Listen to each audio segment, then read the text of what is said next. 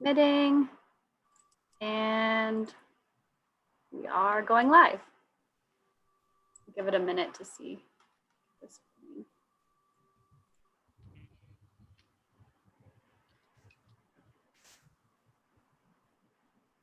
All right, are we good to go?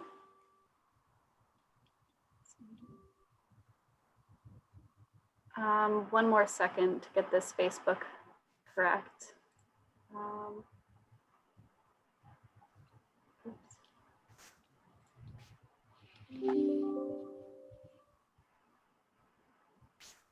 Sorry.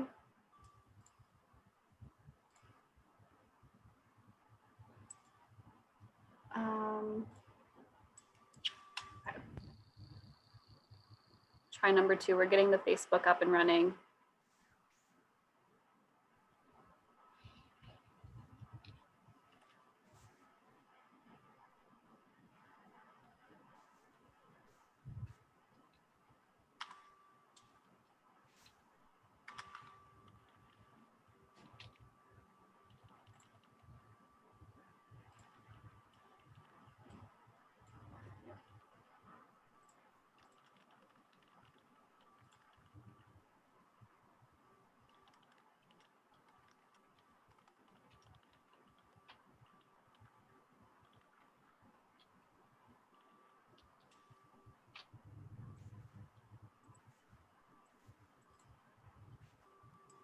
Right, well, while we're waiting, I hope everyone is having a good evening. It looks like we are now streaming live.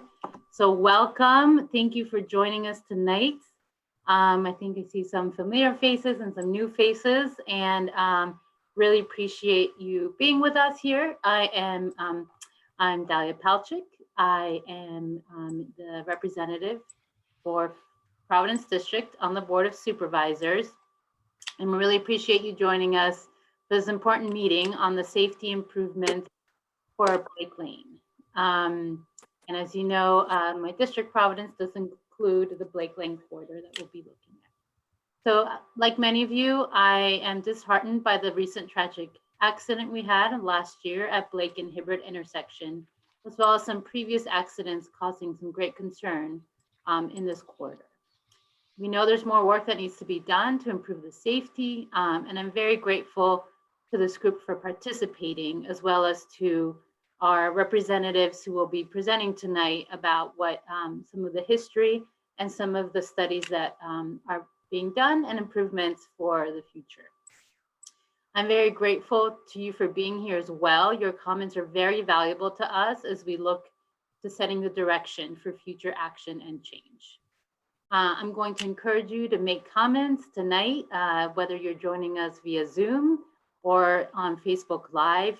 We will be reading your comments. I will be here moderating the question and answer at the end of our presentations with my colleague, Vanessa Simpson from the Providence District Office. I really want to give a huge thank you to VDOT, the Virginia Department of Transportation, to the Fairfax County Department of Transportation, and to our Fair Oaks Police Station for participating and for helping us discuss the safety concerns and possible improvements going forward. We will have many speakers tonight. Let me just go ahead and start with introducing you to some of the representatives who are here with us. From the police department from Fair Oaks Station, which covers this area, we have Captain Dana Robinson. Hello, Dana, and Lieutenant Steve Wallace, who is with us here for, I believe, a section of our meeting. He's got quite a few outreach meetings in the community this week. We also have representatives from the Virginia Department of Transportation. As many of you know, here in Fairfax County, the majority of our streets are owned by Virginia and VDOT, the Virginia Department of Transportation. So we really appreciate their partnership and helping us look at that tonight. We have Stephen Welsh, who is the Assistant Director for Transportation and Land Use for the Northern Virginia District. We have Tom Fultz, who's the current but outgoing Assistant District Traffic Engineer for Northern Virginia for Fairfax. And with us, we have Nan Vu, the incoming Assistant District Traffic Engineer for this area. So they will be tag teaming and working with us tonight. And then finally, we have our representatives from our very own Fairfax County FCDOT. We have Tom Bishadny, who you will be hearing from next, who's our Director of Fairfax County Department of Transportation.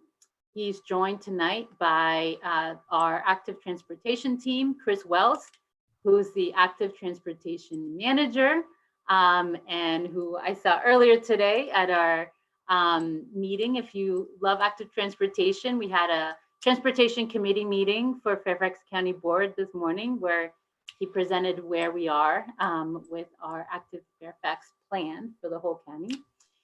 With him is also Lindsay Marfort from DOT. We also have Neil Freshman, who's our section chief for traffic engineering. Steve Knudsen, who is the traffic planner for Fairfax County DOT, and Don Moyer, another one of our traffic engineers for FCDOT. So I think hopefully I covered your whole team, Tom.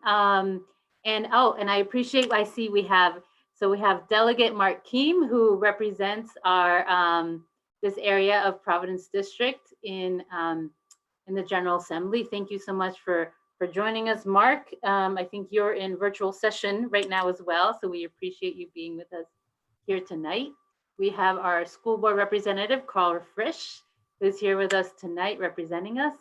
And I hope I haven't missed anyone else. I know we did have a representative from Senator Peterson's office at our last meeting, so they may be joining us tonight as well. Like I said, the purpose of our meeting is really to discuss safety, the background and a briefing on safety concerns, as well as possible improvements for the Blake Lane and the Hibbard Street intersection.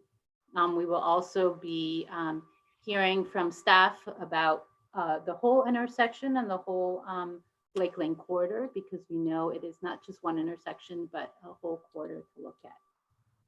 After our introductions and our background, we will hear on some current safety measures that have been implemented or that are in process, and then plans for future improvements. Always keeping in mind there are improvements that we are able to include in our current budget and work plan, and others that will require some additional support and inclusion in long-range planning with the county and with the state.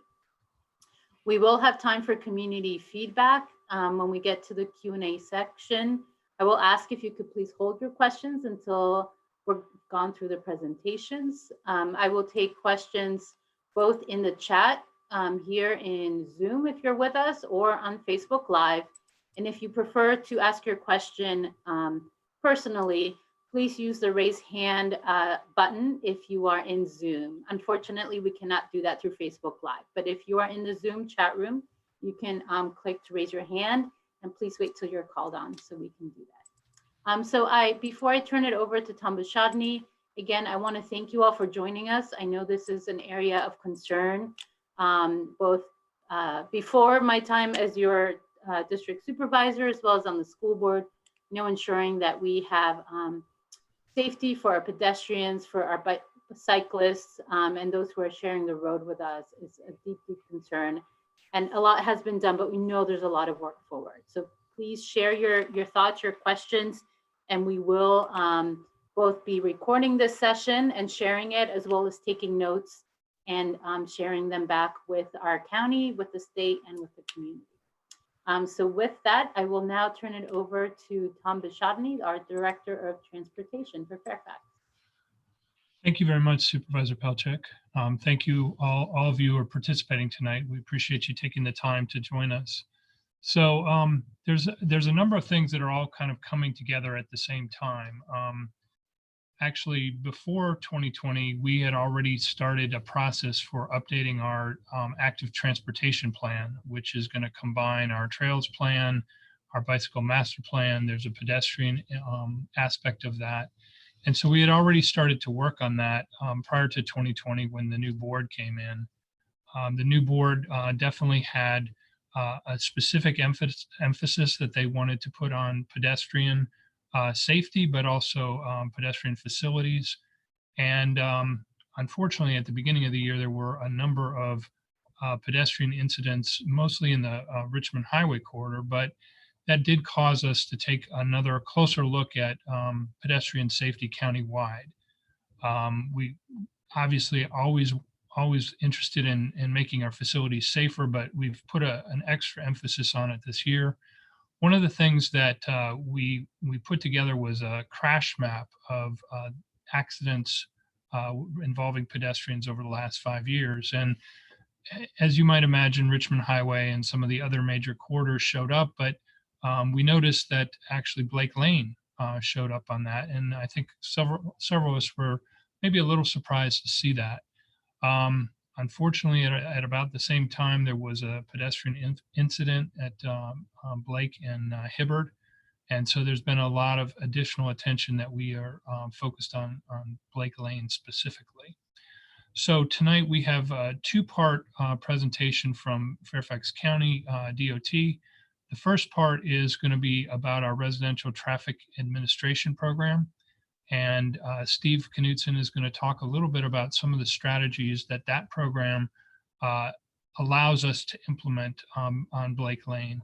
And then Chris Wells is going to talk more detail about some of the pedestrian improvements that we can also make on Blake Lane over time. So I'm going to turn it over to Steve Knutson and let him go through the first portion of the FCDOT presentation. Steve, and I guess Vanessa, I think, are you flipping slides for us? Yes, I can do so. All right. Or Chris Wells. Yeah, I can too. But actually, let me interrupt. I thought we were going to go with VDOT first and the police, and then us. Okay. I don't have the agenda in front of me. I'll leave that to Supervisor Palchik. No, thank you, Tom and Chris. No, you are correct. If we do have some additional background, so that's the brief background from Tom Bishadny. Really appreciate that.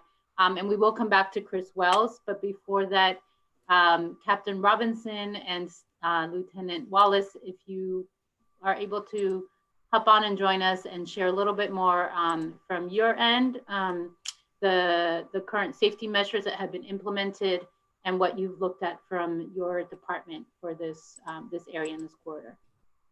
Yes, thank you all. I'm Captain Robinson from the Fairfax District Station with the Fairfax County Police Department. Again, thanks for joining us. We're hoping we can work together as a community and with the Supervisor's Office and FCDOT and VDOT to come up with a plan to improve the intersection there at Blake Lane and Hibbard. When I was first contacted, reference to this accident it occurred on December the 3rd, around 2:45 p.m.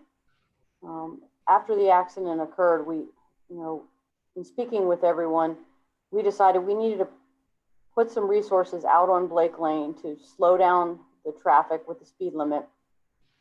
We put a signboard out at Blake and Hibbard on 12/7, which was just a couple days after the accident.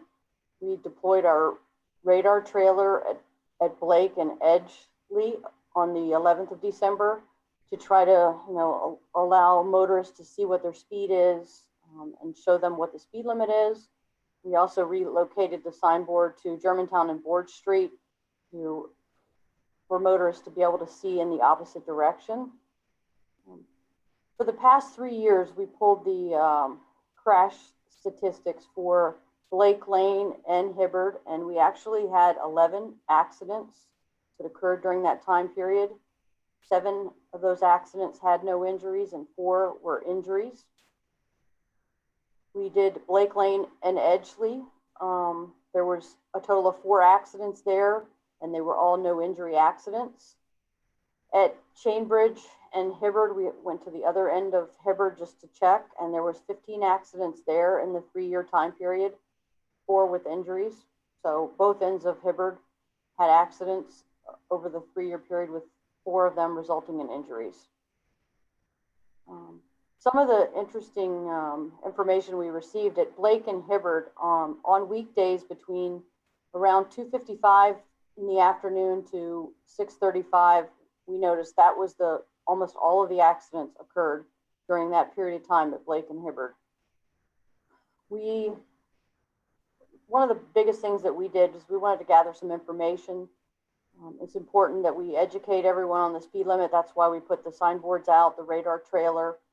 And then since we have approximately 200,000 followers on our social media platforms, we've put on Twitter, Facebook, Instagram, and we actually had our Public Affairs Bureau come out and video a YouTube video on, our enforcement efforts, our education efforts, and we just want to be as highly visible as we can. We had our traffic division motor squad come out and check the area, but we want to do whatever we can to work with everyone to try to improve the safety of this roadway. Lieutenant Wallace, did I miss anything that you'd like to add? No, and to add to what the captain said, the video that we did put out in December goes over a lot of the rules of the road, as well as the impact of the recent crashes, in particular the one of the bicyclists. And the video does also show, the resources we put to accidents like that with our crash reconstruction unit and what they do and how they come out and investigate these crashes that have serious injuries or sometimes life-threatening injuries. But it's a lot of this. We were getting the education piece out, and with 200 some odd thousand followers on Twitter, it's one of the best way to hit as many people as we can. And for anybody who doesn't follow our social media, please do, as we do use a lot of the platforms of Instagram, Twitter, Facebook to put a lot of messaging out. And we have consistently with our Public Affairs Bureau really pushed pedestrian safety, especially when we usually hit daylight savings time. So it's just trying to hit it from all angles between education and also having our officers out there as deterrents for people hopefully slowing down and yielding to the pedestrians. Thank you, Captain Robinson and Lieutenant Wallace. I really appreciate you having moved very quickly on that to add, you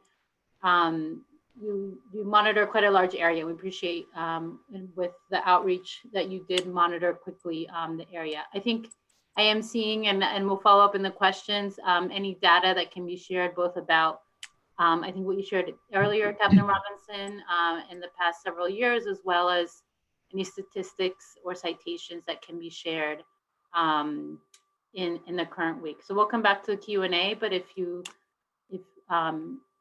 there's any data that you can share with us to share with the community after tonight, that would be much appreciated. Will do. Thank you. Thank you. And I know we had a question. I had a question this morning at our transportation committee meeting to understand how we can incorporate that in our active Fairfax plan, the ability we do have allowed by the state to ensure that we are also enforcing and looking at how enforcement of the rules of the road can help with safety as well. So with that, I will now turn to Steve Welch from Virginia DOT and his team to share the work that they have done and improvements in the process and any plans they have to improve safety in this corridor moving forward. Thank you, Supervisor Palchik. Again, I'm Steve Welch with VDOT Transportation and Land Use. So when we met in mid-December to start talking about what types of safety and operational improvements we could make, immediate and midterm, and then of course long-term is going to be a little bit more of time consuming, but we wanted to jump right on whatever we could do immediately. Our staff went out and looked at the corridor. We found while the sight lines didn't appear to be interrupted by the vegetation at the corners of the intersection at Blake and Hibbard, we did have our maintenance crews go out and trim back a lot of the shrubbery back behind the sidewalks on the quadrants. There was one corner that we had to work with one citizen because it's private property and the trees or branches were hanging over a little bit over that. And I don't know whether that individual is here tonight, but thank you very much for working with us and trimming back the trees and shrubs on that side. And that turned out very well. So everything's cleaned up very nicely around that area. The second thing that we looked at was what type of signing perhaps improvements could we make? And first, just wanted to figure out if there was anything that was missing. We did notice that our traffic engineers did notice that we had some traffic signs at both crossings. However, we did not have some of the newer signs that we're now putting up. So our traffic engineering group has put together some sketches for developing new additional signage to supplement the signage out there to warn motorists about the potential for pedestrians making those crossings. And if I may just briefly share screen with you. I'm going to go ahead and share with what one of those sketches look like.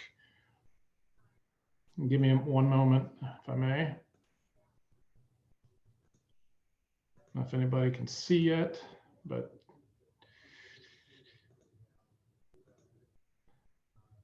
are you able to see the screen? Yeah, it's up. You see the sketches? Okay. So this, you can't see my cursor too easily, but Hibbard is right here with Blake Lane running left to right, west is to the left, east to the right. And currently we have a sign at both sides that is just the pedestrian sign to warn drivers as they're approaching the crossing. So what our traffic engineering has done is develop sketches that provide for additional sign in the median to let pedestrians be even a little more alerted, if you will, to supplement the signs that are on both crosswalks. At the crosswalks themselves, we are going to put what are called the down arrows. We'll supplement or add those to the existing signs right at the crosswalks. And then we're also going to add advanced warning signs where it has a sign of a pedestrian with the word ahead below it on both approaches. That also will help drivers be a little more forewarned that they're approaching a crosswalk. And we're doing the same thing also down at the, I guess it's called Edgelea Road, where we're also adding a few more signs there. And this is not the end. We'll continue to look at other places along the corridor, but this was the immediate start anyway of trying to make some improvements that we could do right away. Typically, we have a sign shop in Manassas where these are stored, and if they're not available, we have to order them. Once they come in, we schedule our crews to go out and install them at all the locations, as you see in the two sketches. And like I say, we'll do some additional evaluation further along the corridor, but this was the immediate start.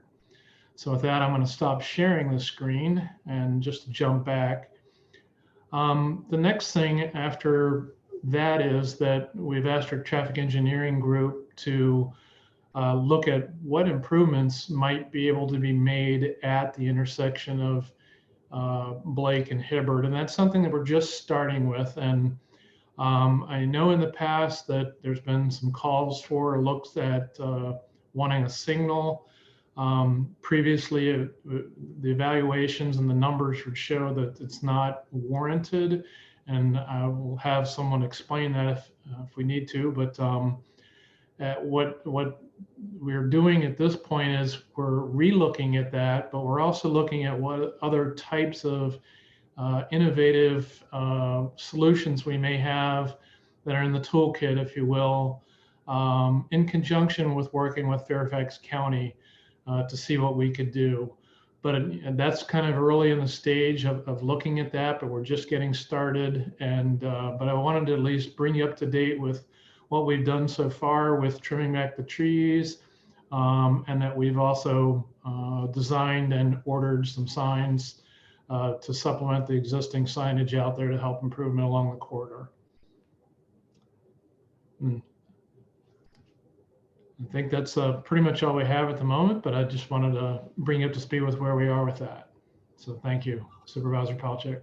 Thank you, Steve. Really appreciate you sharing that update and those sketches. And I know we had a few questions. I'll give you a chance to look through them and we'll come back to those. I know there were some specific. Okay, thank you. Thank you, Steve. So next up, I believe it is time for us to turn over to Chris Wells and the FCDOT team and their work on this project. Chris, go ahead. Sure. Thank you, Supervisor Palchik, and thank you to the community for your time tonight and your interest in pedestrian safety.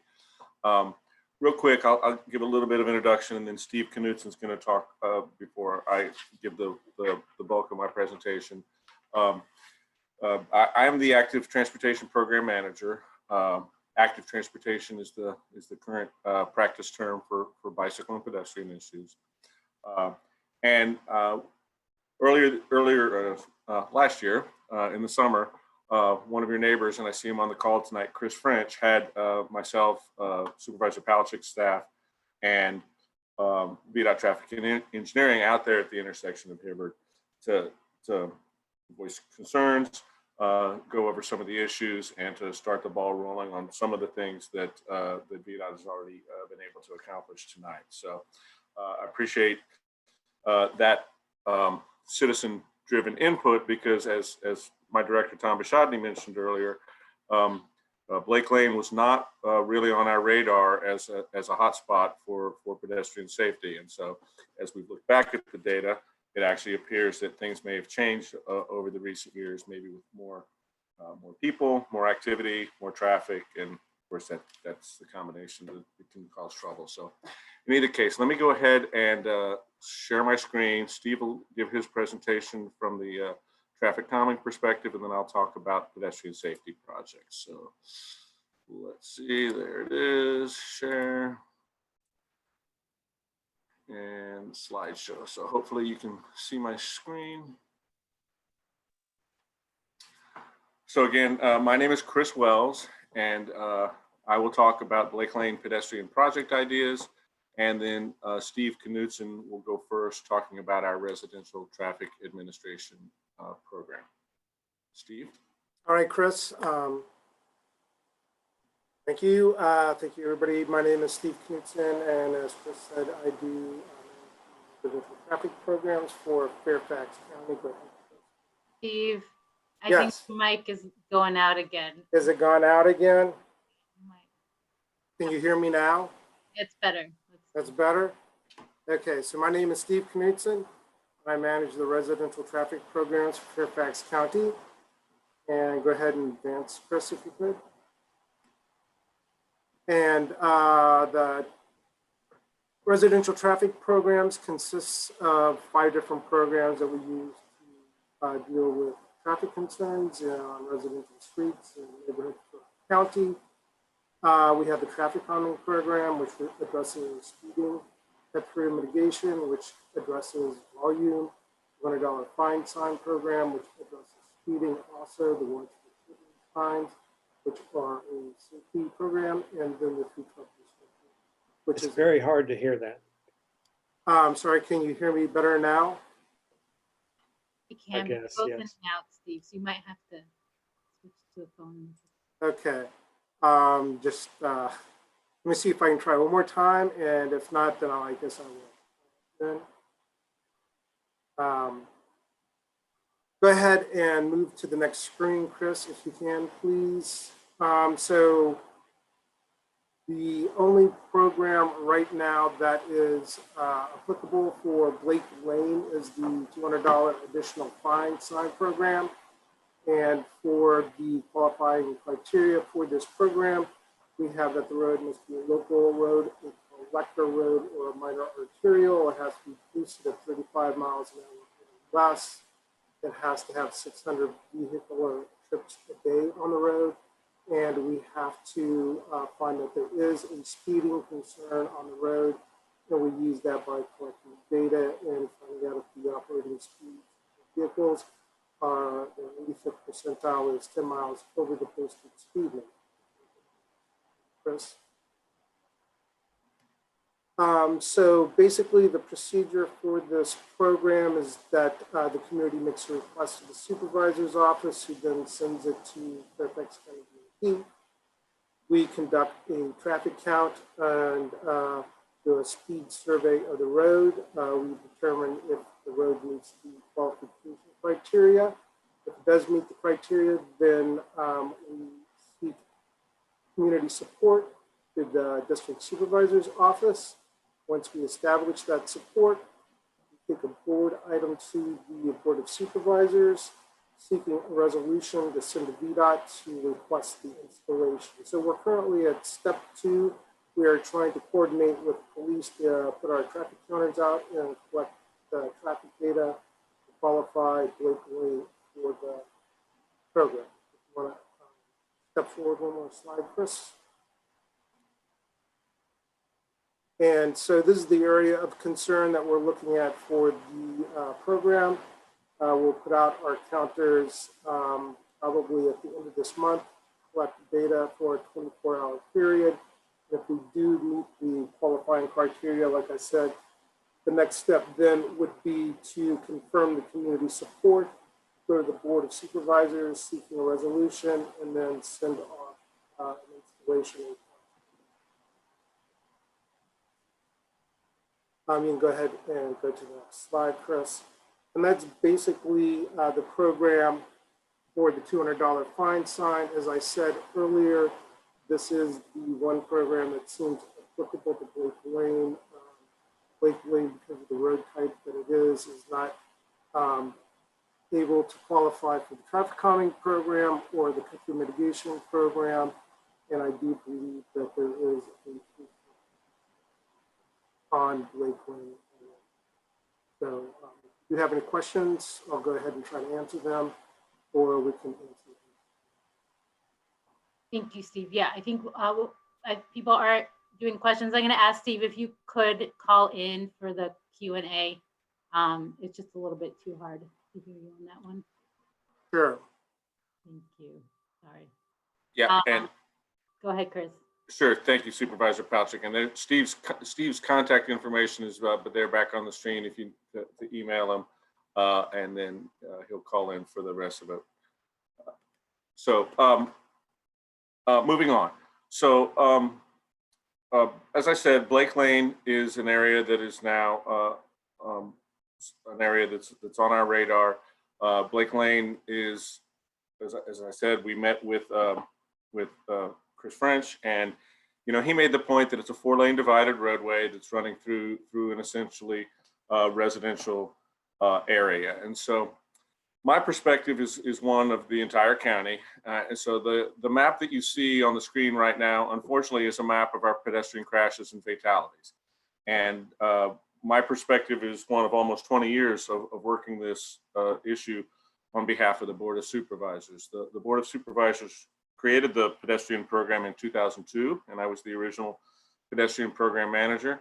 And over those times, we've come a long way in improving pedestrian safety for Fairfax County. Our friends over at VDOT, who we work with, have really deserve a lot of credit for transitioning from a traditionally highway focused organization to adopting their own bicycle and pedestrian policy, and working as our partner. For those of you who do not understand the relationship, VDOT owns and maintains most of the roads in Fairfax County, but the Fairfax County Department of Transportation is your value-added advocate for priorities of the county. So since the board established the program, the board has funded $536 million of pedestrian, bicycle, and bus stop projects.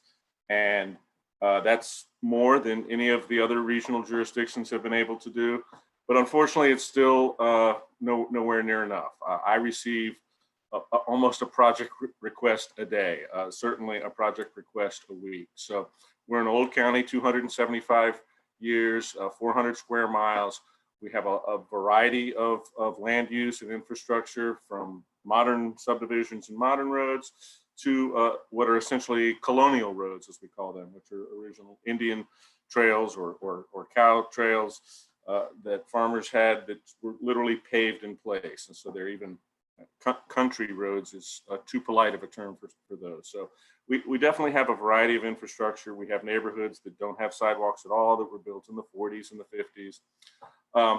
So the board has been working on this, promoting this, and we began focusing on the obvious locations. As Tom mentioned earlier, the Route 1 corridor was originally an area where we had the most fatalities. And unfortunately, this program was created in response to fatalities. Back in 2002, we were having about 20 fatalities a year of pedestrians in our county. And over those years, those numbers went down, but unfortunately, they've trended back up recently. We had 14 pedestrian fatalities last year in 2020. That's happening nationally and across the state.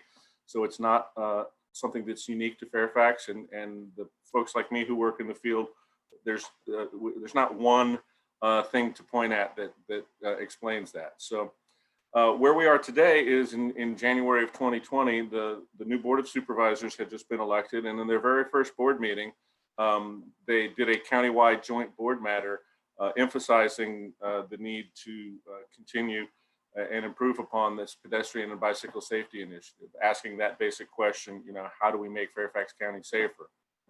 Of course, we've, in the past few years, positioned our economic development future on walkable and bikeable places, such as Tyson's Corner, such as the transit-oriented development around metro stations and a future bus rapid transit line on the Route 1 corridor. So it's critically important for our future, our quality of life, and our economic growth that we make these places walkable and bikeable. And safety is, of course, really job one in that. If you don't feel safe walking and biking, that first time you try it, you're going to go back into your car. There's also an equity issue. We know that there are different populations in the county that are more walk and bike and transit dependent. And so Fairfax has an equity strategic statement called One Fairfax. And so we want to make sure that as we move forward, we reflect what we've been doing, focusing on areas that, have transit dependent populations, but do it equitably. And then the question the board also asked is it possible for our county to achieve, measurable safety goals, such as Vision Zero, which you may have heard of. So to the Blake Lane corridor, when I met with VDOT and Chris French, and that comment was made about the corridor being a 4-lane divided through a residential setting. Unfortunately, that's not unique for Fairfax County. We have a lot of places like that. Burke Lake Road, Burke Center Parkway. That was the development pattern that probably of the past 50 years that roads and neighborhoods were developed over. But we do know that the speeds of traffic and the ability to safely cross these roads are key to pedestrian safety. So when I looked at it, and what I'm going to talk about here tonight is, what could we do to change that? So the first thing we looked at is, does Blake Lane even need to be a 4-lane road? And unfortunately, the answer to that is yes. It currently carries 24,000 vehicles a day.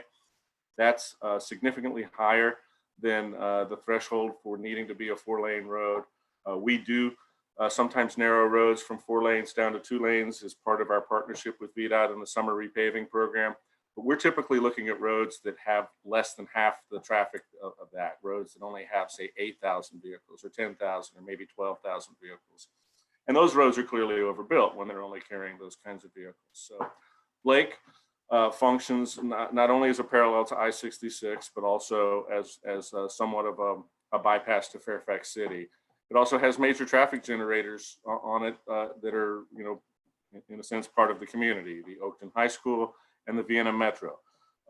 Obviously, the pandemic has put a pause to some of that traffic, but there is, unfortunately, not the opportunity to narrow Blake Lane to a 2-lane road. So in looking at Blake Lane, I said, okay, where are the crosswalks? I know the focus of the meeting tonight is Hibbard, but I also knew that if we proposed something for Hibbard, that the folks down at Bushman or the folks over at Edgelea or so on would say, hey, what about my intersection? So moving from west to east, I started at the unsignalized intersection of Borge Street. Borge Street currently has 2 crosswalks, one on the east leg, one on the west leg. But the request that we got, that we get a lot these days, is for something called a rectangular rapid flashing beacon. Nearby to you all, you may have seen them on Prosperity at the Cross County Trail.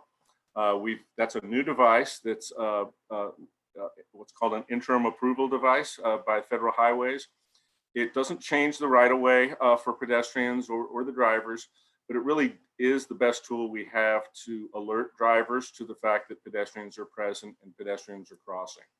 Now, on a 4-lane divided road like Blake, we would not want to install those with the existing crosswalk that essentially is crossing 5 lanes of traffic with the center turn lane. The concern is that, as I said, the right-of-way under Virginia law doesn't change, and we wouldn't want the pedestrians to feel that they push a button, the light starts flashing, and traffic is necessarily going to, come to a stop. In particular, that concern of a false sense of security is a concern for children and the elderly, which are the more vulnerable populations. So in the picture here, and I hope you can see my mouse swirling around here, is a project we did on Burke Center Parkway that I'm going to repeat at many of these intersections. And what we did here at Burke Center Parkway and Marshall Pond is we widened the concrete median to achieve a pedestrian refuge. And when we have a pedestrian refuge, then that crossing of a 4-lane road is really broken down into 2 crossings. First, you look to the one direction, get a break in traffic, see that there's room to cross out to the center median, and then you can wait there until there's a break in the traffic in the other direction, and you can safely cross that second side. And so that is, even that without the rapid flash beacon is one of the most effective proven countermeasures in pedestrian safety, giving a pedestrian a refuge to be able to break that crossing into 2 different crossings and only having to cross essentially half the roadway at a time. Here at Borge Street, you have an existing concrete median that could just simply be extended a little bit. It's already wide enough to provide a refuge. So if it was just extended a little bit and we realign the crosswalk to shorten the crossing distance, then that would also allow us to install the rapid flash beacons. If I should point out here that right now there are crosswalks on both sides. If we were to install the rapid flash beacons, we would actually want to remove the crosswalk on the other side. That seems a little counterintuitive. At a traffic signal, of course, we want crosswalks on all 4 legs of the intersection. Because when you come to a traffic signal, we don't want you to have to wait 3 different traffic signals to come across. And unfortunately, we don't have that at all of our traffic signals. But at an unsignalized location like this, and especially or in particular, if we install the rapid flash beacons, we really want you to be able to use that one primary crosswalk with the rapid flash beacons, so that you're always within the alert zone of the rapid flash beacons. And conversely, so that drivers aren't confused by sometime when they come through here, it's flashing and there's a pedestrian, another time there's a pedestrian crossing and it wasn't flashing. So I wanted to point that out as I move along. Unfortunately, my role here is one of having projects that are unfunded. And I need to be clear at this point to make sure you all understand my perspective. My approach in what I'm presenting to you tonight and what we're looking for feedback on from you is, these are the long-term type of things that could be done to improve the corridor. And if they were done all along the corridor, I think would really be transformative. But there are costs to be able to improve projects like this.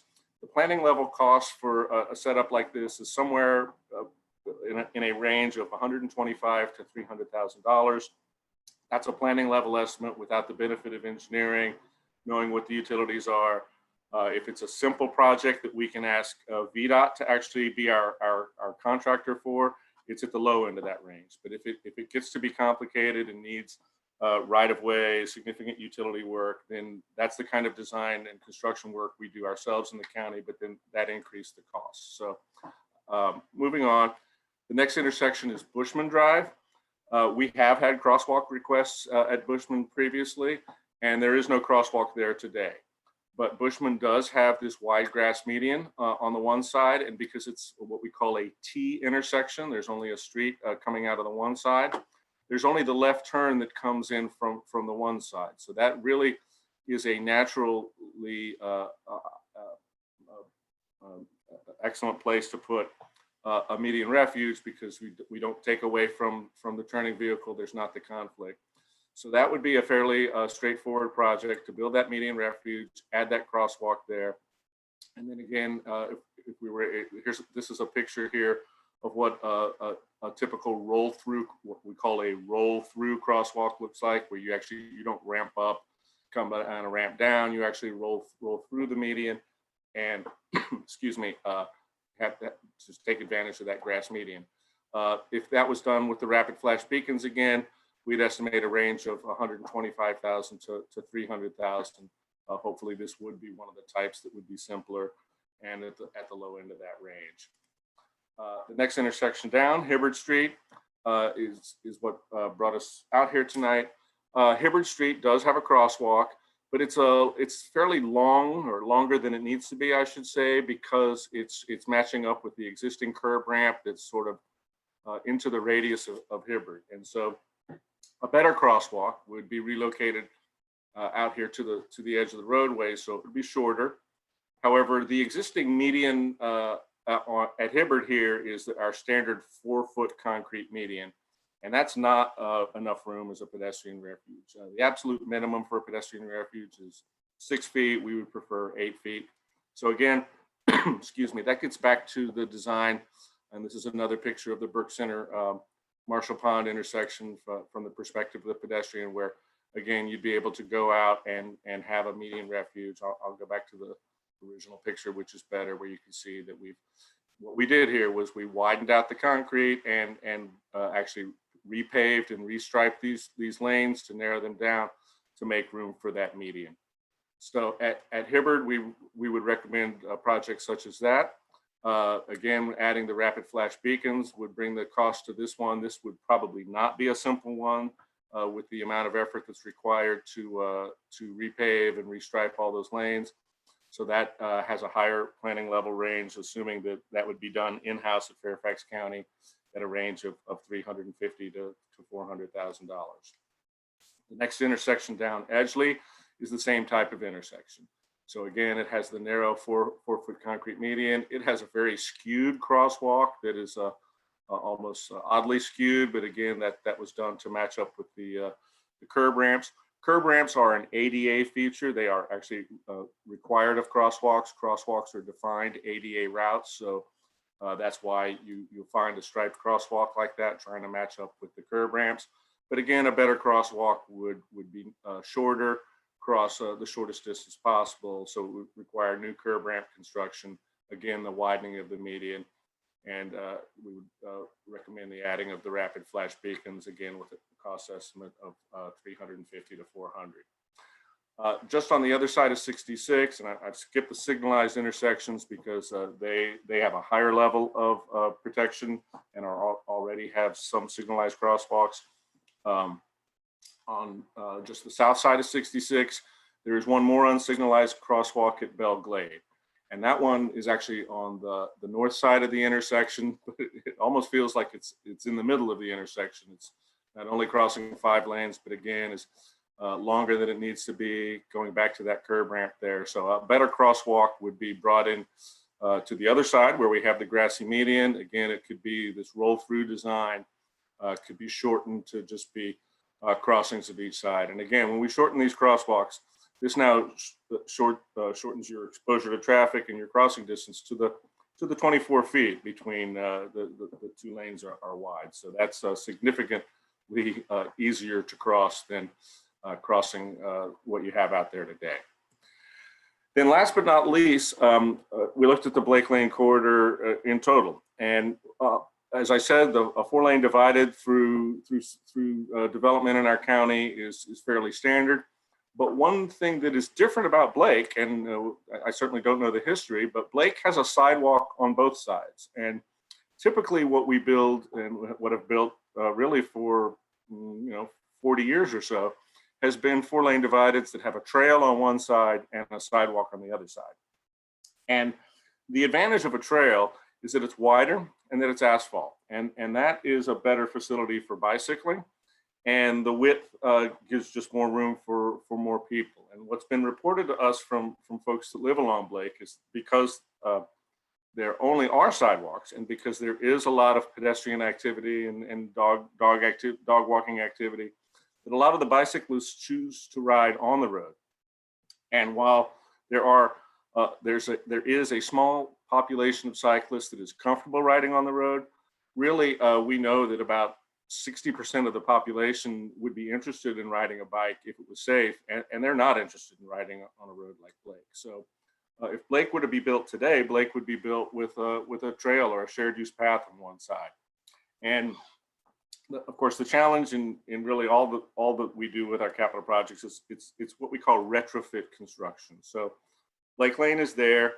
There's an existing sidewalk. So how would we do that? So the first thing to do is you've got the width of the sidewalk. So that's already 5 feet that you need.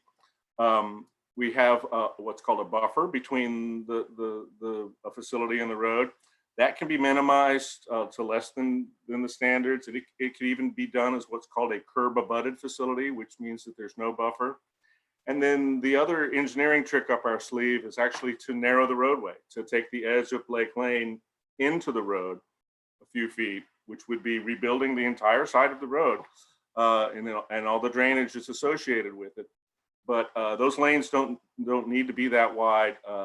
The median could also be narrowed as part of a project like that.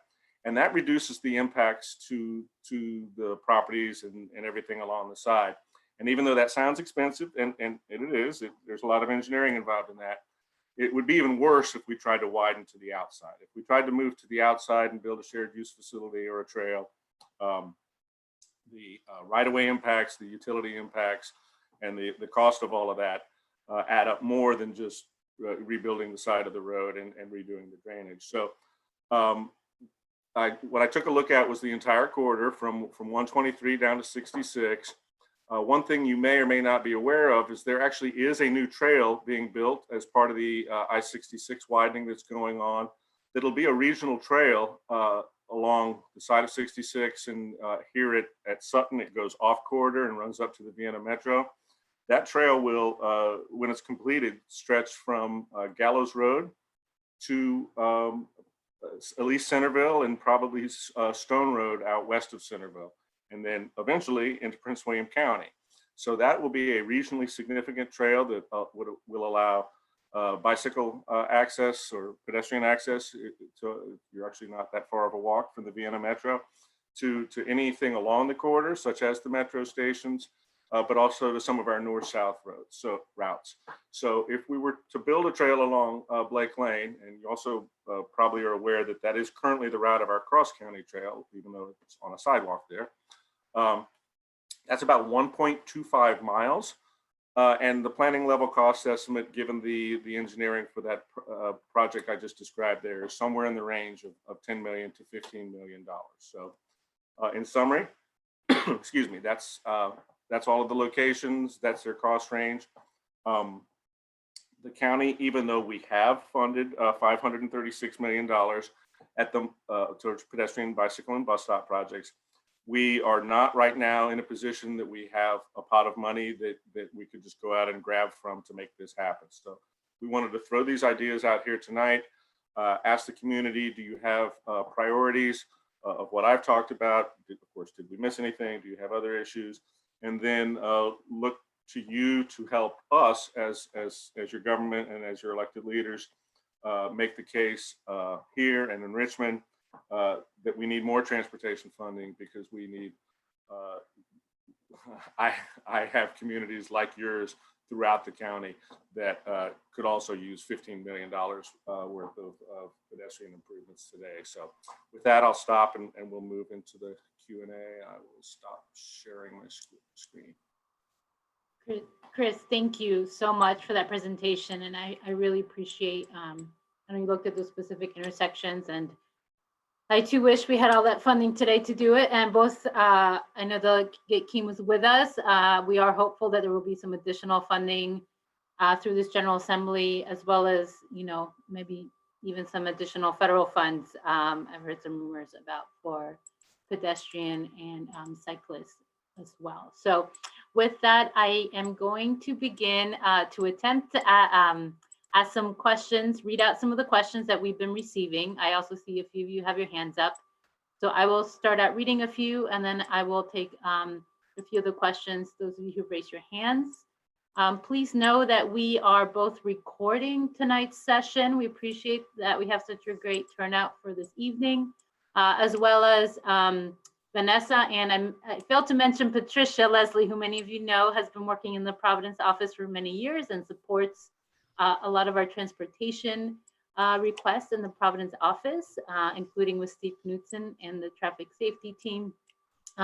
If we cannot get to your questions tonight, we will be following up and sharing the information we have and thinking about next steps for continued community feedback and meetings. So please bear with us. I will do my best to read out the questions. So I will begin.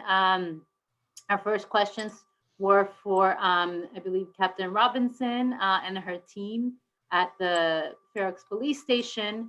And so do you have any data that can be shared about both the speeds that have been captured by the radar trailers to date, the average speeds, and any statistics on citations in the past few weeks, as well as I know you shared some information about the past several years in traffic speeds and incidents in this area?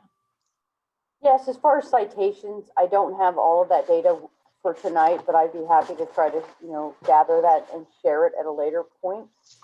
We did have the radar trailer out at the location, and it was, that kind of shows the speed. We also had a pole-mounted sign display that captures, the visual speeds and analyzes. We had it out for two periods of time, 5 days at a time. The equipment's now malfunctioned, and we're trying to get that repaired, and also runs off of a battery, so we can only keep it out there for a 5-day period, and then the equipment has to be recharged.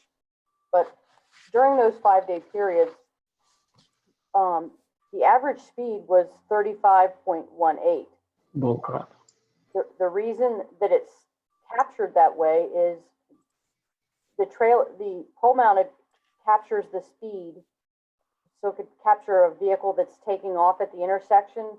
So the vehicle is going to go from like 0 up slowly, and then you have motorists that are actually going faster. So without the pads on the roadway, we're not able to capture an accurate speed. I will say that in the 85th percentile, the speed was 41.29. The traffic is going to be slowed when we have the equipment out there and the resources showing, what your speed is, and that will slow traffic down. The highest speed that we had in a 5-day period in December was 64 miles an hour, and then we showed a minimum speed of 5. So what I'm saying is, until we get some pads on the roadway, we cannot get a very accurate count. We need to know exactly what the vehicle's traveling, because it's going to skew the data with vehicles taking off and slowing down to turn at intersections. Another 5-day period, we showed a average speed of 35.42. In the 85th percentile of speed, that was 41.49 miles an hour.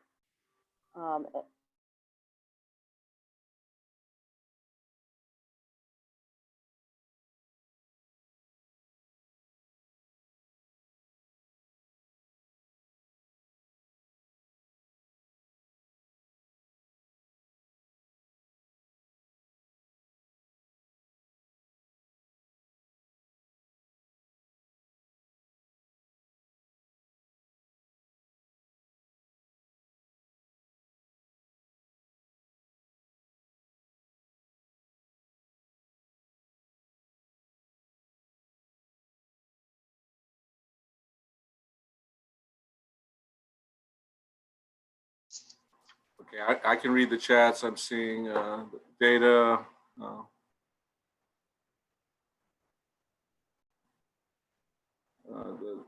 The diagram did not depict the courtyard neighborhood of Blake. That's Steve's diagram. It is a 4-way intersection. That's correct. However, the pedestrian signage, I don't think, or I know, would not be any different with a 4-lane. The question of the new signs having the flashing lights, right now the answer is no. Those would be standard VDOT signs. The rapid flash beacon signs, though, are the ones that I was talking about that we could add as part of a project. The next question is on the trimming back of the vegetation. Steve, I believe you said this earlier that the vegetation was trimmed, and it's a combination of VDOT vegetation, VDOT in the right-of-way vegetation, and some private property vegetation that was also trimmed back. Supervisor Palchik, I see you back. I was moving through the chat. And You're the best, Chris. Thank you. I'm at 724 question about vegetation. Okay. My chat seems to have closed. If you can take a couple more as I try to reopen it. Both Vanessa and I were kicked out. Thank you. Yes, and this question is a good one to take a pause on because VDOT needs to answer it. Steve, you mentioned warrants and traffic signal warrants. Could you or your staff explain what a traffic signal warrant is, please? Yes, I'm going to ask either Tom Folse or Nanvu if you would go ahead and kind of explain what a traffic warrant study is to the group and the next steps that happen after a warrant study. Okay, this is Tom. I'll take that. The Federal Highway Administration puts out a manual, and it's called the Manual of Uniform Traffic Control Devices. And VDOT is required to follow this manual. And one of the chapters in the manual outlines 9 different warrants that are required. Well, any one of them is required to be met in order to justify putting in a new traffic signal. And some of these are based on traffic volumes. So we have one set of criteria for 8 hours throughout the day. We have another set of criteria for 4 hours throughout the day. We also have a 1 hour criteria, and the numbers of vehicles entering the intersection during those periods of time change depending on which one of those warrants. Those are the 3 major ones we look at every intersection. There are also other warrants that have to do with school zones and railroad crossings, which are obviously not applicable at this location. There's also a warrant for crashes. And we already talked about the crashes a little bit, and it did not meet the warrant. Well, we didn't do a warrant study on it, but projecting ahead, it would not meet the warrants, strictly based on the crashes.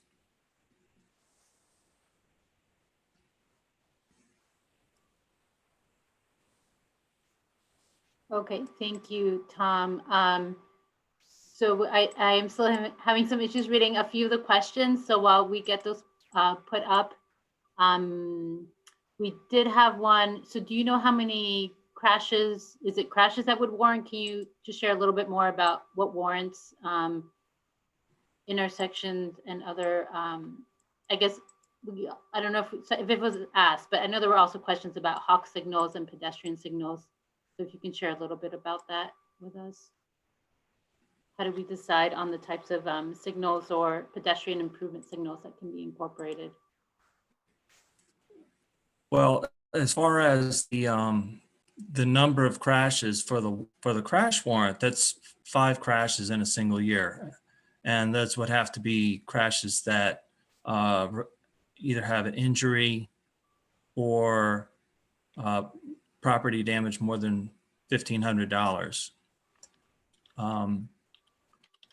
There's also a hawk signal. A hawk signal is not appropriate for an intersection because it does not control the side street traffic. It only controls the major traffic, the traffic on the major road, and pedestrian crossing. It does not control the traffic on, for example, at this location, it would not control the traffic on Hibbard Street.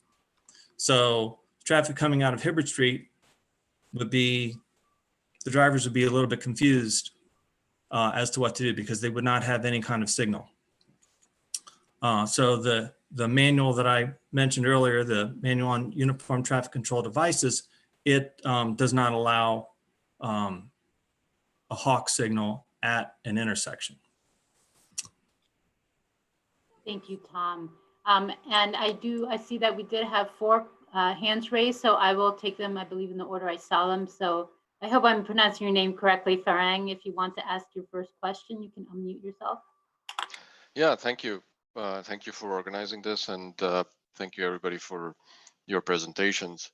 Actually, I'm glad you guys started off with the safety concerns, and I come from a work culture where it's drilled down into you that if you see something, say something. So in June, July of last year, when I moved to this area, actually, I'm one of those people who actually rides on the road, my bicycle, and I go to the WND trail and take the trail from there or wherever I'm going. So I've never been, and I've ridden in multiple different states, and I've never been so scared. So once, I started riding on Blake Lane. And it's a very short section from Edgelea to Bushman that I ride. And so I reached out to VDOT, and I sent and somebody from VDOT did get back to me. To look at the speeds on these roads, and they're significantly fast. I know that you guys have put speed measures and to control speeds and stuff like that, but what I see is that the roads are very badly designed. This whole road. First of all, if you're coming from Edgelea and you're trying to turn onto Blake Lane on a bicycle or whether you're on a car, you have to almost pull into the intersection to see where the car is coming. And then once you've turned, it's a blind turn even for the cars. To see either pedestrians or bicyclists, so they're not going to see them. So I decided to start taking the crosswalk, and you have to still cross to go over the other side. And the measures that you're putting forward about increasing the width of the median, putting crossings and all these other things, people don't stop. I have seen that. There is no way that people are stopping even on pedestrian crossings. I don't want to put you off, but want to see. I know. I appreciate you sharing the comments. I want to make sure everyone. But so what I'm getting at is that the way to do this is to add a bicycle lane and a pedestrian. So that pedestrians and cyclists can do. You have to reduce it from 2 lanes to a single lane. It has got enough residential people living on this. This is really a residential area. This is not a busy thoroughfare for people to, be commuting. These are people that are using and living here to get to their homes, and you have to, and the other measure that you mentioned, like, to redesign the road. And you have to look into that. I think in the interior, you have to turn it from a 4-lane road to a 2-lane road and then redesign the whole connection between 66 and Chain Bridge. And that's my, input that I wanted to give to this. Thank you. Thank you. We do appreciate your input. I don't know, Chris or Tom, if you can share what are of those the options that we are able to look at this point for improvement in that area? Well, on that note of changing it to a 2-lane road, right now the traffic is at a level that we would typically not consider that as part of the work that we do with VDOT on the repaving program, where we look at roads that are overbuilt. But if the board would want to move forward with something like that, that would be a discussion we'd have to have with VDOT about. Certainly there's a lot of other alternative routes, including a giant interstate. So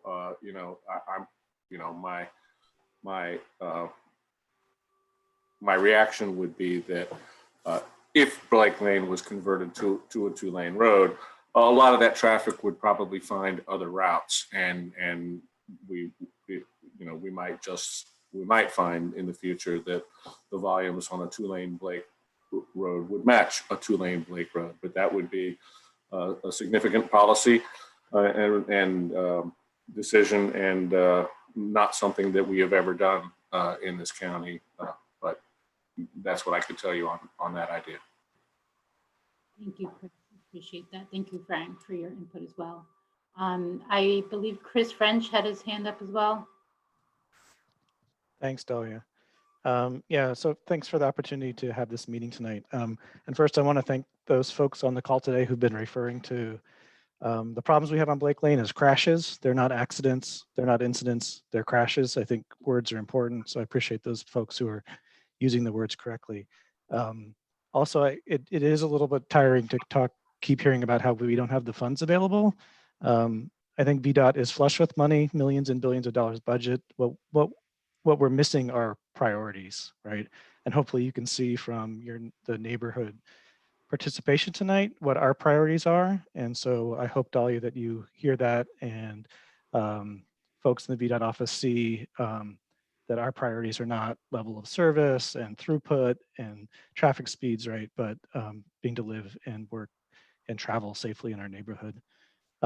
So I do have one question at the end, but the other thing I wanted to reinforce tonight is I just want folks from VDOT who maybe are still learning about the Blake Lane corridor. It sounds like this is a sort of a new area for you guys. You're just learning about the problems we have. Some of these were mentioned tonight, but very, very close to these intersections we're talking about, you have Oakton High School, which is a bunch of new learning drivers and walkers. You have the Oakton Shopping Center, the Oakton Public Library, the Oakmar Rec Center. You've got the Vienna Metro.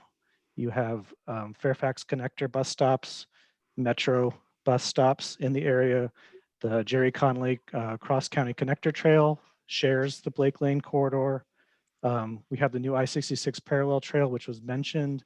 Chris didn't mention that in that same map that he showed us, there are going to be 3 new access points to the trail, one on Bushman Drive, one at the end of Platten Drive, one at the Sutton intersection. There's the new cycle track that's going in on Sutton and Country Creek. I mean, there is a multitude of opportunities for people in our neighborhood to get out on their feet and walk and bike. And you don't see it because people are scared, right? As someone mentioned, people like me, like a middle, 50-year-old white male is going to get on his bike and ride down Blake Lane. Okay, but my neighbors aren't, and that's a shame. That's a real shame. And the children are not, right? All of those places that I just mentioned, I walk or bike to. They're well within a 1-mile radius of my home, and all of my neighbors pile their kids in their car and drive 200 yards to Blake Lane Park or a quarter of a mile to the library. And we desperately, desperately need change, I think, in this corridor. And while I appreciate the pedestrian improvements that Chris proposed, they're inadequate unless we also address the speed issue. We really need Blake Lane to be a 25 mile per hour roadway, I believe. I think we need to reduce the speed limit. And I think we have to look at options that would include a hawk signal, a roundabout, a traffic light. I mean, flashing beacons are better than what we have now because we have nothing now, but I think something that's going to slow and stop traffic would be preferable. So my question, I'll stop my comments. My question would be, could someone at VDOT address how a roundabout or a traffic circle is evaluated as an option as compared to a traffic light? And is it the same or different? I'd like to have that option discussed briefly. Thank you. Well, there are no warrants for a roundabout. Okay, so that we always, whenever we consider a signal, we also look at a roundabout. We also look at other various types of intersection treatments. We really haven't implemented many of those other alternative treatments yet. We're just kind of getting up to speed on those alternative treatments, but the roundabout would be one of those. But as I said, there is no warrant for a roundabout. One of the things we do look for, though, at a roundabout is we want to have balance between the different approaches. So, for example, we would want to have relatively even distribution of all the traffic approaching the roundabout from the 4 different directions. So yeah, my focus isn't on the traffic flow, it's more on the pedestrian and safety, right? So that's one of my concerns is it seems like the focus is on cars and the traffic flow, right? And that takes priority over the pedestrian flow and pedestrian safety. So anyway, I'll stop my questions there. I think a lot of other people want to talk, but we need, I think, some pretty bold action here in order to make this neighborhood safe for us. And I was hoping to see, I think we need to go a little bit further than what was presented tonight. But thank you all for your time. And thank you, Chris, for sharing that. And, you know, I share your concerns about traffic. I do want to make sure, and I think Chris also shared it with us and has said it to me many times, to really understand what we can do immediately, and then to continue to work with our board, Chris, to advocate and look at ensuring that we can find funding, keeping in mind I'm one of 9 districts, and so we will have to look at how we prioritize that, and please stay engaged as we go through that as a board. But we do need to make sure that this is an area that is not just for motorists, but also safe for walkers and bikers. Before I turn back to a few other questions, I know that Amit had a few questions and she wanted to go ahead and try to summarize them out loud. Amit, if you want to ask your question. Good evening, Dalia. Thank you, everyone. I really want to thank the Board of Supervisors and everyone for putting this together. It's a long time coming. I think back in the days of when Dalia was our school board supervisor and the Blake Lane School was an issue of, thought, safety was raised. This issue was raised in several meetings. So I do not believe this is the first time VDOT or FCDOT has heard this. We have been vocal about the safety speed issues on Blake Lane. As someone that lives off Hibbard, I've said this in several of my comments, and I do hope that the comments are taken. Our community input has been phenomenal. I think reading the comments, turning that into actionable options would provide everyone on this call a good idea of going out, thinking outside the box. But the reality of the situation is there is a large gap between traffic lights on Blake, where you have 4 lanes, and I refuse to believe 35.1 miles an hour is the average speed any given day. It's just untrue. There is a large runway, for lack of a better term, for cars to speed up, maintain speed, going downhill and coming uphill where sight lines are demurred at night. There is direct sun in your eyes. There's a lot of factors that play when you're coming in rush hour, up from Vienna Metro, up Blake Lane, heading towards Germantown Road, towards 123. The key issue is you can try and convince pedestrians to cross at crosswalks, which we do. You can tell us it's safe, but until you can start permanently slowing down traffic on Blake Lane, we are going to be terrified for our lives. It will lead to a loss of life. I understand there's metrics involved, there's cost benefit analysis. I work in aviation safety. My job is to help prevent planes from running into planes on the runways. So I understand situational awareness. I understand scans. I understand complacency. I understand human factors, which is why I asked some of the questions I did. Why are we only talking about static signs? They become a part of a perpetual scan. People tend to ignore them. It's human behavior. But the bottom line remains you have a mile stretch on a 4-lane road where people know they can gun it and they gun it. There is no other way to justify it. You need to put a brake in traffic. Hibbard happens to be the midway point between the 2 lights at Sutton, and I think the other one is where it turns into Germantown. That's a large stretch with a lot of kids, a lot of parks, schools. There is so much going on. And if you guys do not find a way to slow down traffic permanently by introducing a brake in traffic, someone will lose their life. I'm afraid it'll be me or my kids. Because you know what? I can see Blake Lane Park from my house. I can't cross the road to go there. I'm terrified to do it. I've almost been run over twice, in the crosswalk, and I understand how right-of-way works. Are you telling me that pedestrian crosswalk design, flashing lights, all of these are for me to feel safe? But if the cars do not respond to measures you guys can introduce, there is no way you can convince us to cross. My first comment in all of this was the numbers for crossings, accidents, everything is low because people are terrified to get on the road if they're not in a 2-ton piece of steel. I ride a motorcycle, I ride a bicycle, I run on the road, I drive, and I can tell you in all 4 phases of that, I do not feel comfortable on Blake. So please help us feel safe in our neighborhood, slow down the traffic permanently. Let's not talk about what we can't do. Let's focus on what the core issue is. Speed is the issue. It's not pedestrian crosswalk design. It is not flashing lights. All of those are symptoms. The real issue is speed, speed, and speed. Thank you. Thank you, Amit. I appreciate you sharing that. Before we move on, and I know you've shared quite a bit of that, Chris, as well. I don't know if you want to take this, Tom or Tom. From what we've seen, I know we had this conversation this morning, from what we know, and maybe Neil, what are some of the proven tools we currently have, whether here or elsewhere, to help reduce that speed of traffic? This is Neil. I mean, I will just add two things. One is the project that Steve Knutson is working on with the community, the additional $200 fine for speeding, which of course then would need additional or thorough enforcement. The other though is when Chris Wells was talking about those pedestrian projects, the ones that would widen the median, they would also have the effect of narrowing the lanes, which does help reduce speeds. So if you remember, not all of the locations where he talked about doing a crosswalk were places that the median would be widened, but several were.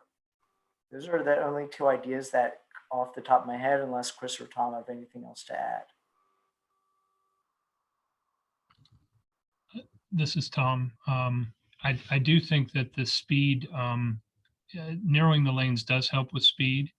And also the $200 fine for speeding is a tool that we can implement relatively quickly at relatively low cost, that we can see some advantage very quickly for the community. So that's something that we're already working on, and with some of those improvement projects, narrowing the lanes is a proven method to reduce speed.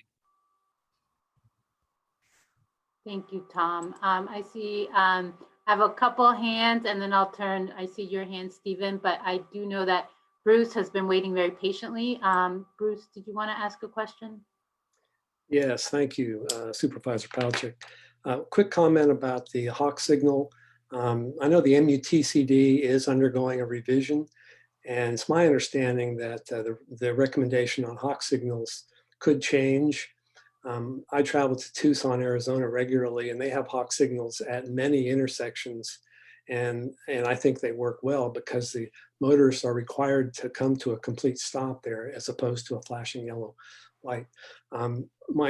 My real concern is speed, and I'm glad to hear that Tom and others are talking about narrowing the lanes, because I think that's the most important way to do it, is through engineering.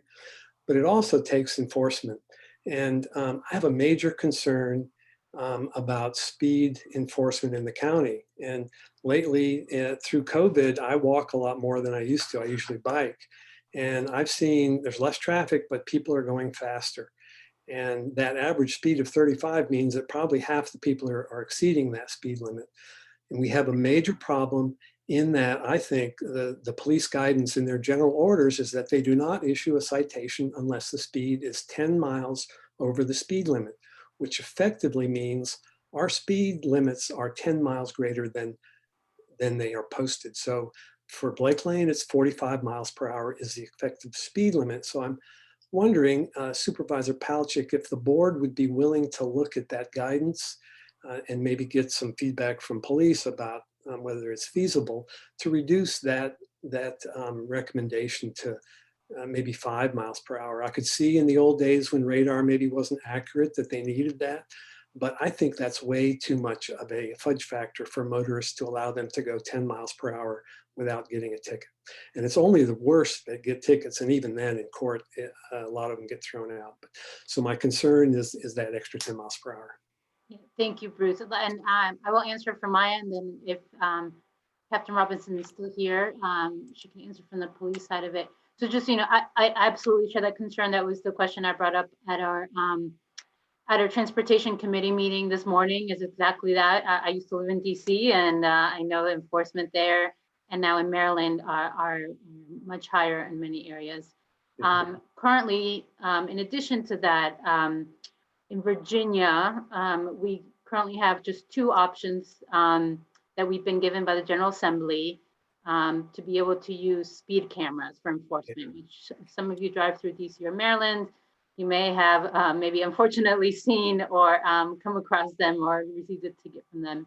And I did ask our team today, and I know Tom Bishadny said that there is a team in the county from our different agencies looking at possible, implementations. Currently, we can only use those speed cameras, which I think are a very interesting option for school zones and work zones. Is that correct, Tom? Yes, that's correct. Okay, and it has been recommended to me when I asked if we could ask the General Assembly for additional authority, that before we ask for that, it would be helpful for us to figure out how and if we would use our current available authority, which is in those 2 areas. So that's something that I agree with you, Bruce, that has to be enforcement and education on speed and on sharing our roads has to be part of this process. And I don't know if you want to add something to that, Tom, before I turn to Dana Robinson. But that's currently something that I agree with you, we need to look at. Go ahead, Tom. No, I was just going to say that unfortunately that existing authority is very limited, and I'm not sure that it would really apply in the Blake Lane corridor currently. But it is something that the county staff is looking at to try and implement to get some experience and then potentially go back to the General Assembly at some point in the future. Thank you. Captain Robbins, I don't know if you had anything additional around enforcement. Yes, I wanted to add that is correct about the 10-mile-an-hour over the speed limit, but there are also other county charges like fail to pay full time and attention if someone is distracted driving. There's other obviously code sections that can be used for under the 10 miles an hour. Are they used frequently? Probably not, unless there's some type of aggravating offense. And I did want to comment on the data that I provided to you all about the average speed. That data is somewhat skewed because cars are slowing and stopping, and the actual pole-mounted camera cannot differentiate between the traffic that's slowing and stopping. So something on the roadway where the actual tires, the pads where the tires go over the pad will give us more accurate data. Thank you. I appreciate that. Did that answer your question, Bruce? Yes, thank you very much. Thank you. I do have M. Brown and then Stephen Dolman, you'll be next. M. Brown, if you're with us. Oh yeah, I'm here. It's Marco Brown. Hi, Marco. And I generally agree with everything that I've heard tonight, that, when something needs to be done, and as Chris very clearly pointed out, the community could benefit from just general reduction in traffic speed all around Oakton, so that we can actually take advantage of walking to all the various great facilities we actually do have. That being said, one thing I think, I don't want to hold anybody accountable to this, but we never really did discuss what the cost difference between a light and a roundabout is. I mean, is there a ballpark? Is this a $10 million project to put in a roundabout there? Is it a $50 million project? Is it, only $1 million to put in a roundabout? Could we get some ballpark numbers for that stretch, the cost? So this is Tom. A traffic light is typically in the neighborhood of 500,000 to 600,000. Potentially, depending on the specifics, it could go up to about 750,000. A roundabout would be significantly more. In some cases, twice or 3 times as much. The challenge with the roundabout is land acquisition and acquiring property, and particularly on Blake Lane, where it's almost entirely residential. We would need to acquire property from residential property owners to implement a roundabout. So I think that creates its own challenges. It's not to say that it couldn't be done, but it does create its own challenges when you're essentially working in somebody's front yard or somebody's backyard. try and implement something like that. So either of those options would be much more expensive than the options that Chris laid out earlier today. And they would both be much more time consuming to implement. Yeah, I agree that they're more time consuming. I guess the question is, a traffic signal at, under $1 million is not that much more than, 200,000 to 300,000, like you guys are quoting for some crosswalks, for some striping. So it seems like that is, should be a consideration for sure. I personally would like the roundabouts. I think they're better because you don't have to stop in the middle of the night and wait for 5 minutes for a light to go, and they just are better for traffic flow. But if they're a whole lot more expensive, I can understand the decision to go for something a little cheaper. Anyhow, that's all my 2 cents on the whole process. Thank you, Marco. And I want you all who are watching tonight to know we are absolutely reading. I know a lot of these are comments, and we've had some additional questions. Just letting you know, we are at about 8:31, and I want to say I am just thrilled to see that we have such turnout and passion. I will take a couple more questions, such turnout and passion tonight. I know we're going to go to next steps, but the number one thing I want to say is absolutely we will connect both with answers to the questions that were posted tonight. We will share the information that was shared. It does sound that we will be circling, my ask will be, and staff has been so kind to meet with us tonight, is to circle back with a follow-up meeting with additional information based on some of the feedback. This is so helpful. I know many of us on this call, including staff, are very, very concerned and have been for years about improving safety in our many quarters. And please continue to share your feedback. If you are not able to or are shy to share it tonight, you can also email us. I will post it here. providence@fairfaxcounty.gov is our email address, and we'll be sure to continue to gather the feedback and questions. And if there are others in your neighborhood who were not able to join us tonight and have other questions or feedback, please ask them to email us to that email address. Rest assured, I know we are hearing and absolutely the passion and the concerns to improving safety here, and we'll work with our agencies. So I will turn to Stephen Dullman, and then I will take a final question from Meredith Campbell. Thank you very much, Supervisor. Appreciate you putting this together for us. Captain Robinson, Lieutenant, I want you guys to understand that the community loves you guys. We think that the police department is amazing. We know that you guys are challenged all across the county, so certainly our corridor is very important to us, and we look to your assistance. And when we ask, you guys are always accommodating and coming and helping with speed. Always, unfortunately, a temporary solution, but again, given resources with the officers and such, totally appreciate that. So I want you guys to always feel that you're welcomed here, and that, we'd love to see you guys in our neighborhood. VDOT, FCDOT, you guys as well, really appreciate you helping us with this. My question is, and certainly to everyone else who's participating in this as well, really appreciate everyone's input.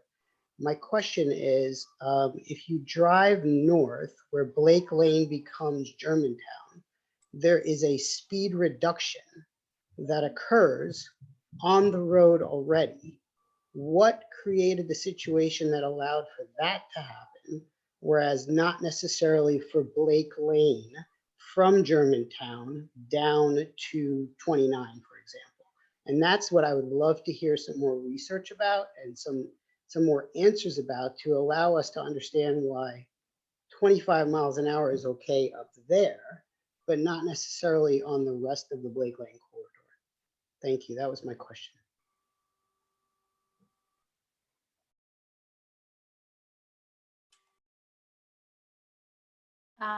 Chris or VDOT, do you have an answer to that? This is before my time. Or is this something?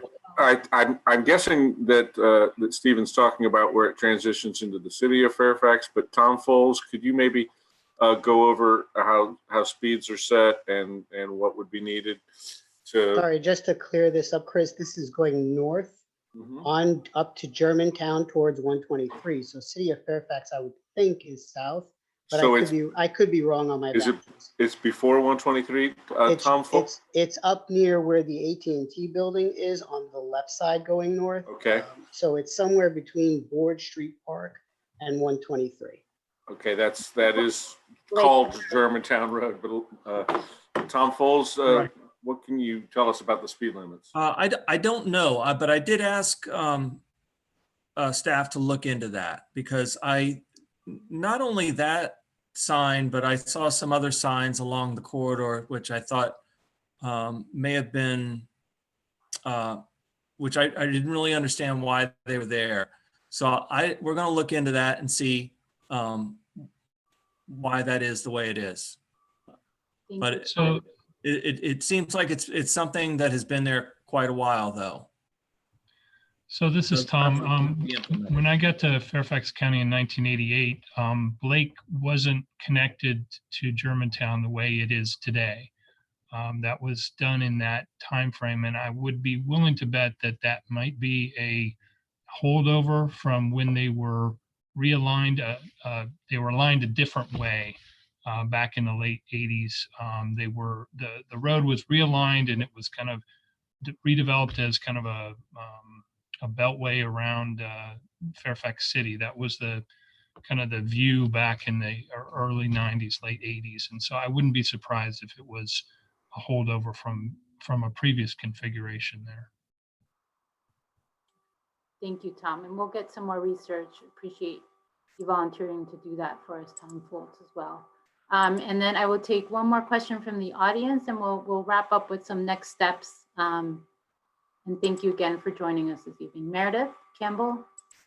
Hi, yes, thank you. Thanks for doing this for almost 2 hours. My question is just simple. Basically, what is the likelihood of getting a speed limit reduction? Like, how probable is it?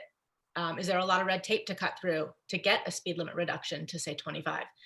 And on top of the speed limit reduction, enforcement. There's certain roads in Vienna that I know there's probably a lot of cops sitting on, Courthouse Road being one of them. They're just ingrained in my memory. Hey, there's lots of cops on that road. Don't take that road, or, make sure you go slow on this road. I think if there's so much enforcement on Blake Lane that it becomes known as, a road that you better go the speed limit on. I mean, there needs to be people being pulled over, just and held accountable for speeding, period. We need to see more people, on the side of the road getting tickets. And I think over time, that'll have a big impact, not only the speed limit reduction, but just massive amounts of enforcement, as much as we can possibly have on that road. That's all. Thank you. Thank you, Meredith. Let's go ahead and start with speed limit reduction likeliness. I don't know who wants to take that on from our transportation teams. Tom Pulse, if you could. Well, yeah, I'm not going to really speculate on the likelihood of it, but let me just say that any change in the speed limit, there's the Code of Virginia, which is the law that we all have to work under, is it requires an engineering study. And the engineering study looks at several different things. It looks at the speeds of the traffic that is already traveling on the road. We look at the physical characteristics of the road, such as the number of lanes, how wide the lanes are, whether there's a shoulder or a curb, whether there are sidewalks present.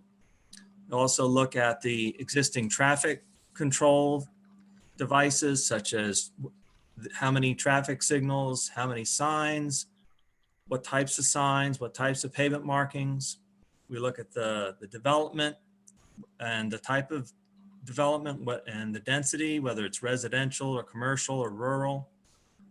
We look at on-street parking, which there is none in this case. We also look at the pedestrian activity, and we also look at the crash history, and we mix all those things together, and we use our engineering judgment to come up with a recommended speed limit. And then that has to be, there has to be made official within VDOT. And then we develop a resolution. And then it goes, we have the signs posted. If we're making a change in the speed limit, we have the signs posted. And then as soon as the signs are posted, that's when the new speed limit takes place. So that's when enforcement can occur. So how can we get that engineering study started? Well, am I hearing a request for it? Yes, please.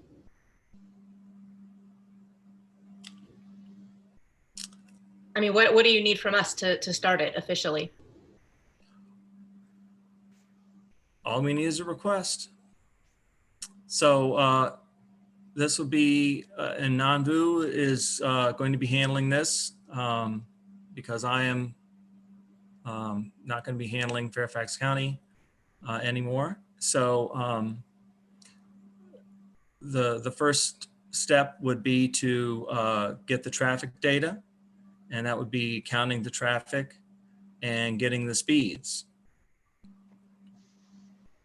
Tom, and just let me jump in a little bit. If you could add a little bit about the current situation. So I think everybody recognizes here that one of the things we're seeing is a lot greater speeds.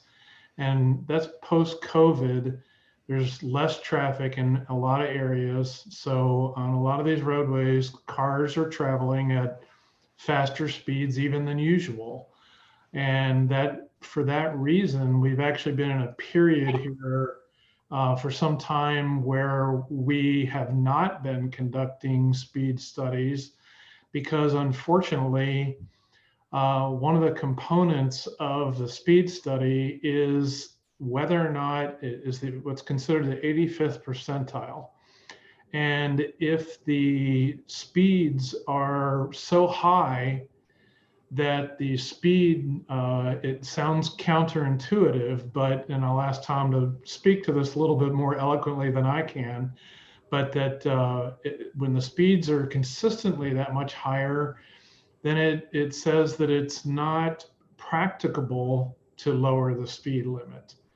It's not also, it also makes it more difficult and more unenforceable.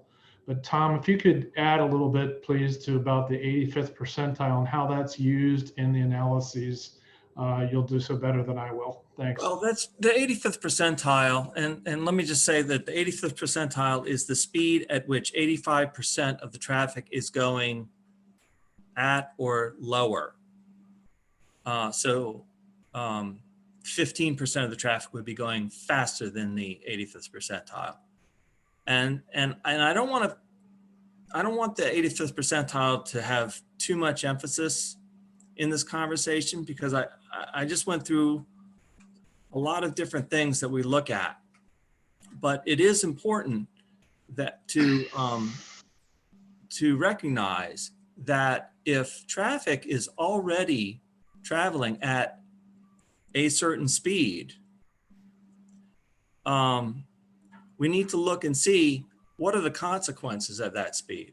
Are there crashes occurring at that speed? Well, crashes occur everywhere. So is it high? Is it above average? Is it a high number relative to other roads? So those are all the kinds of things that need to be looked at in a speed study. So are you suggesting that if you did a speed study now, when speeds are elevated and the 85th percentile came out to be 47 miles an hour, the outcome might be that VDOT would recommend increasing the speed limit on Blake to 45? Is that a potential outcome? It's a potential outcome. Okay, so maybe we don't want a speed study. Maybe we just want you to change it to 25. Why is it acceptable to have 15% above the speed limit? Why is that acceptable? Is that regulation or is that policy? It's well, it's in a sense, it's both. It's policy, but there is also a law in the Code of Virginia that says that VDOT must follow uniform procedures as the rest of the country. Thomas, when was that law last revised? Oh, I don't have that number. I don't have that. So Tom, I appreciate you giving us that feedback, and Chris for helping us clarify that. So we'll get back. I think one of our main next steps will be to work with you and see if what are the options for looking at. It sounds like the goal is to try to reduce the speed, understand, and we'll have you communicate, whether it's you, Tom, or none, what the procedures are, what's under code. I think it's made clear tonight, it's not a Fairfax decision. This is something that is done statewide, and to see, I know in other areas we've looked at studies, and like Chris said, we want to be careful that we're not increasing the speed, but trying to see if maybe even sections perhaps of Blake Lane could qualify for some reduced speeds. But we'll get back to you. We will work with FCDOT and VDOT to see what are some feasible next steps regarding that. So appreciate that. And then finally, before I will turn over to Captain Robinson, I know another big question we have, and I have, is around enforcement. If you could share with us, are there any things we can do, Captain Robinson, in the meantime? Are there any, can you have, I know you have teams that have to go all over the area, but are there some things that you've done here and other areas that can maybe trigger, what's the word, pointed enforcement to at least try to see what works to slow down speeding in the area? Yes, we will definitely have more high visibility and marked patrol vehicles out in the Blake Lane corridor. Obviously, you know that we obviously have a large district that we have to also enforce and respond to calls for service. We've also reached out to our traffic division with the motor squad, and they are going to be enforcing on that roadway as well. Thank you. Really appreciate that, Captain Robinson, and the motor squad. Thank you all for joining us tonight. It's a great discussion. Thank you. And I know you, as was said earlier, you and your team and Captain and Lieutenant Wallace, we really appreciate everything you're doing, especially in these challenging times in our county. And I know you take many calls to homes where there are people infected with COVID. So we really appreciate you being out there. Before I wrap up, first of all, I just want to thank you. I want to thank FCDOT and your team tonight, and VDOT and your team here tonight. I know that you've heard me ask about this over and over, and I know that you have requests and things across the county and meetings that you need to attend and that you attend for our community. So really appreciate almost 2 hours here tonight listening to the community. I think we've heard from you loud and clear that there are concerns to help ensure the safety of our community, especially those who are wanting to access the park. It was very just so saddened that the child who was hit, it was a middle school child. And so I know that being able to make it safe, not just as a way for people to get around in cars, but also for our cyclists, those like myself who would be too afraid to bike in an area that does not feel very safe, as well as for the children and the families who, especially now, are using this time for recreation. I know we're a county that was built around cars, but as we become more and more urbanized, and we love to see people walking and biking, we do want to work with you to make it as safe as possible. So I know there's a lot of anxiety about what can happen.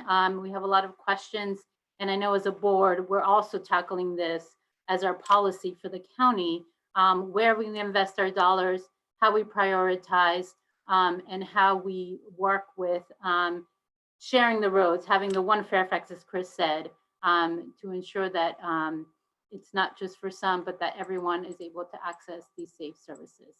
I do want to let you know that, and I continue to see some comments coming in. We will continue to gather those. Vanessa and Patricia and Caroline from our team have been also listening tonight, and we will circle back and look at some immediate, medium, and long-term steps and any barriers that stand in the way for ensuring that we hear from the whole community, even those who were not here tonight, and help come up with plans for moving forward.